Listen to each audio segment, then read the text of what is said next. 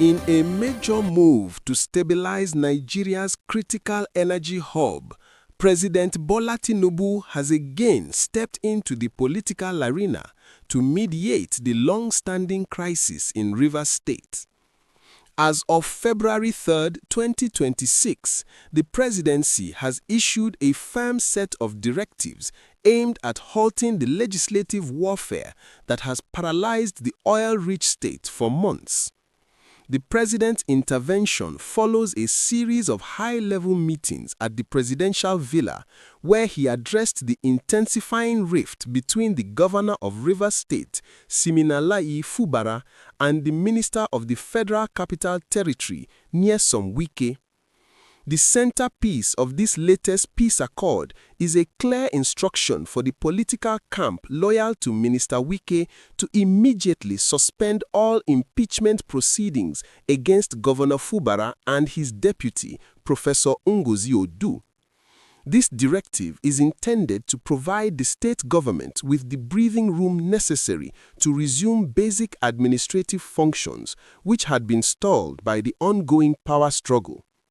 The crisis in Rivers State had reached a boiling point in early January 2026 when 27 members of the State House of Assembly initiated a third impeachment process against the governor. This legislative offensive, coupled with the Assembly's refusal to allow the governor to present the 2026 budget or the midterm expenditure framework, had effectively ground the state's development to a halt.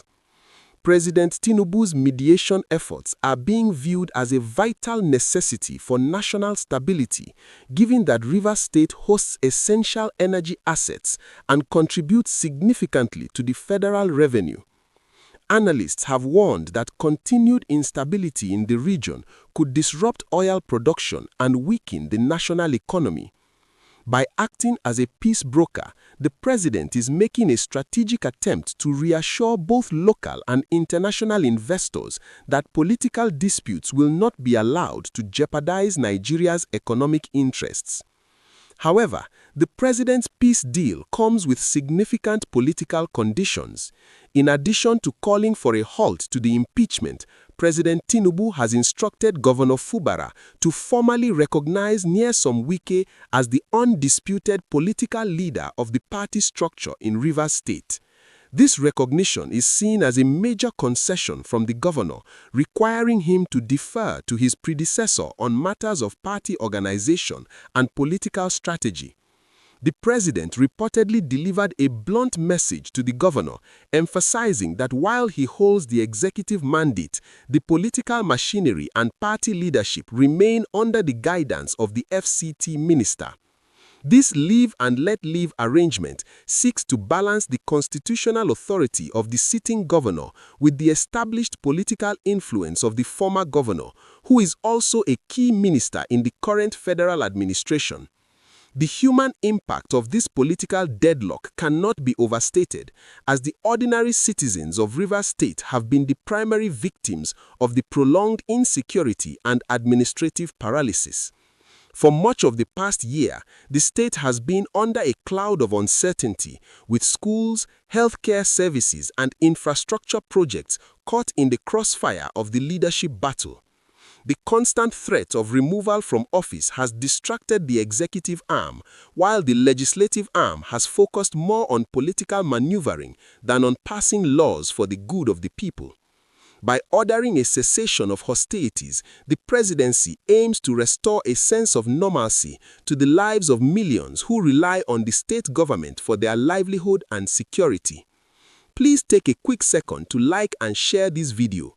The intervention highlights the delicate nature of governance in Nigeria, where personal political rivalries can often overshadow the welfare of the public.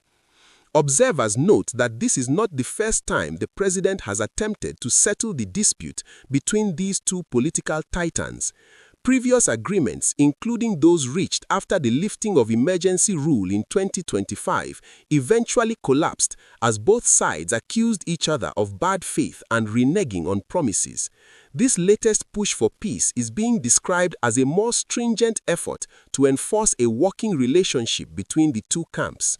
part of the deal reportedly includes the recognition of pro-Wike candidates in upcoming state legislative by-elections and a commitment from the governor to respect the seniority and status of the FCT minister as an elder statesman in the region. The presidency has expressed its determination to stabilize governance in the state, signaling that it will monitor the implementation of these terms very closely to prevent another breakdown of order. For the people of Rivers State, the success of this brokered peace means the potential for the 2026 budget finally being passed and the resumption of vital public works. The state's economy, which thrives on the energy sector, requires a stable political environment to function efficiently. The threat of a state of emergency, a measure previously used in March 2025 to curb the violence, still looms in the background if this latest accord fails to hold. Consequently, there is high pressure on both Governor Fubara and Minister Wike to adhere to the president's roadmap for reconciliation. The presidency remains hopeful that this intervention will mark a definite turning point, allowing the state to move away from the brink of chaos and towards a period of sustainable growth and development. As we continue to monitor the situation in Port Harcourt and Abuja, the focus remains on whether these political directives can translate into lasting peace on the ground. The stability of Rivers State is not just a local issue, but a matter of national security and economic survival. The coming weeks will reveal if the warring factions are truly ready to set aside their differences for the sake of the state and the nation. We will keep you updated as more details emerge regarding the implementation of the President's peace plan and its effect on the political landscape of the Niger Delta. Please remember to like this video, share it with others to keep them informed, and subscribe to Global View for more factual and authoritative news coverage from across the country.